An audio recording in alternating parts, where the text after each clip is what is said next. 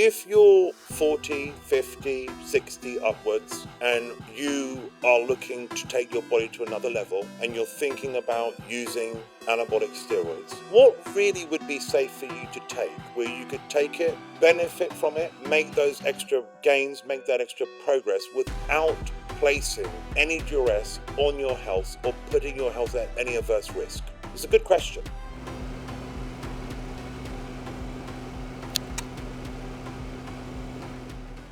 Obviously, as you age, right, your body starts to become more volatile. These compounds can cause a lot more duress on your internal health, like your heart health is especially. So it's a big question for a lot of guys, right, at that sort of age range, what they can take, use safely, but get the extra sort of gains and progress from it. So the first thing I'm going to say to you, and this is what should be the prelude of anything you do, all right? I'm going to really give you the inside scoop here. Because obviously, I work with a lot of guys in their 40s. I work with a lot of guys in their 50s. I work with a lot of guys in their 60s who are all made the best progress of their entire life.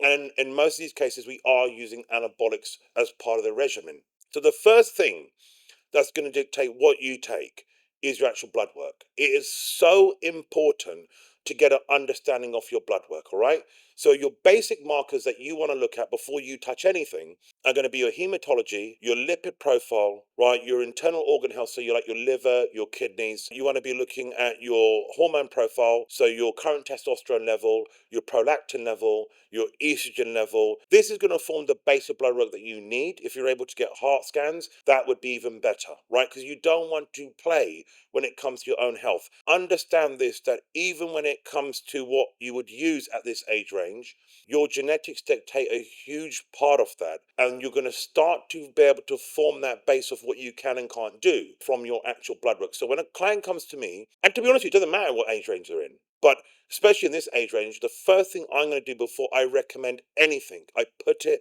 in every sort of new client start pack that I send out, is get your blood work done first before I give you any recommendation, so that I can see the current state your blood is in, right? Because biochemistry never lies. Biochemistry will tell you exactly where you're at. And then we plot and plan what we're going to do based around that. So the first thing that you'll notice on most guys from actually the ages of, I've seen from 35, even 30 upwards, is a lot of men in today's age, because of the lifestyles that we have, because of these ultra processed foods that people eat, right, they are usually deficient in testosterone, right? So without a doubt, for most guys, even if you don't want to use anabolic steroids, even if you're not looking to make a lot of progress, a lot of guys are going to benefit simply from testosterone itself. If you're deficient in testosterone, what I can say to you is it will be life-changing for you. A lot of guys are wandering around, right? They're in a depressed state.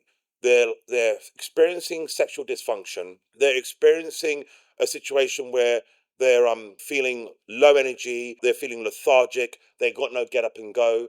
And if you go to a doctor, they won't really address your lifestyle. They won't really address your hormone profile. They'll just give you an antidepressant. And the sad thing is the thing that will turn that all around is that you're just deficient in testosterone. You have to understand that as a man, when you don't feel like a man, and testosterone is the primary hormone responsible for that, that's why when a female decides that she wants to identify as a male and transition, in order to give her masculinizing qualities, they will put her on testosterone treatment. So as a man, when you're walking around and you don't have a clue of, why am I feeling like this? Why am I feeling disconnected? Why am I feeling depressed? Why don't I have a sex drive? Why is my life so grey? It's not the anti-fucking depressant that you need, it's the testosterone. And that in itself is life-changing, to the point where when I've worked with clients and identified that they have low testosterone, and I've got them to go onto TRT, think about what I'm going to say to you. Please think about this, the statement I'm about to make, and the gravity of the statement I'm going to make. I've had guys' wives ring me that I'm coaching and say, "You've changed my husband's entire life." And I haven't changed anything. All I've done is identify that they're low in testosterone. So testosterone will form the primary base of your cycle. It's very healthy if used at a TRT dosage. Now, I'm getting sick and fucking tired of people just throwing rudimentary numbers out there of what TRT is. Again, TRT, which is testosterone replacement therapy, which the whole premise of that is to get your testosterone levels up to a high physiological range of testosterone is completely dependent on how your body responds to testosterone. I have clients that take as low as 50 milligrams per week. You didn't hear that wrong. And I have clients that take up to 150, even 200 milligrams per week. It's not the dosage that matters in what we're giving them. It's understanding the effect it has on their testosterone level.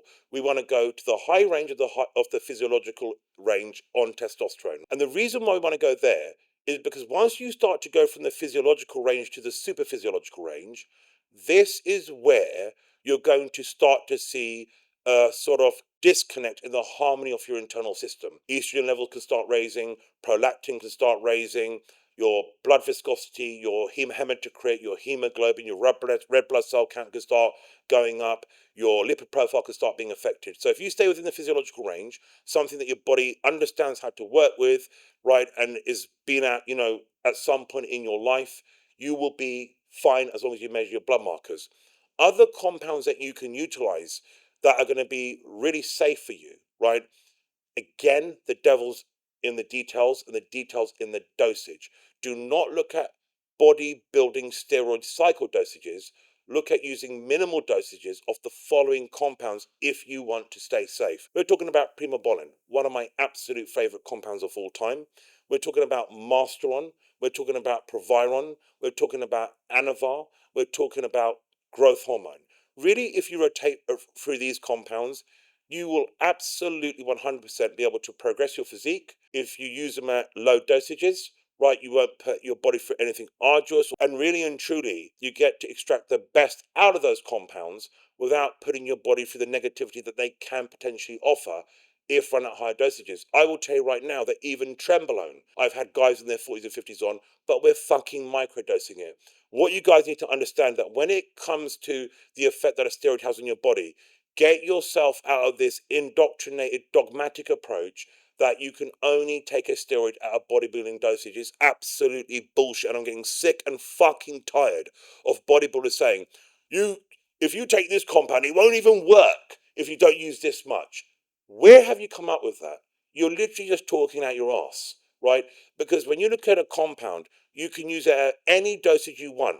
And if you use low dosages, yes, I agree, the steroids cannot do the legwork for you and they won't explode you, but you can extract the muscle gaining, recompositional, metabolic boosting benefits from it. You can get extra strength, you can increase fat loss, you can build a better body without putting your body at risk. And when we talk about heart health, me and him and all of my brothers have hereditary heart conditions, right? We've had them monitored since we were young from Harefield Hospital.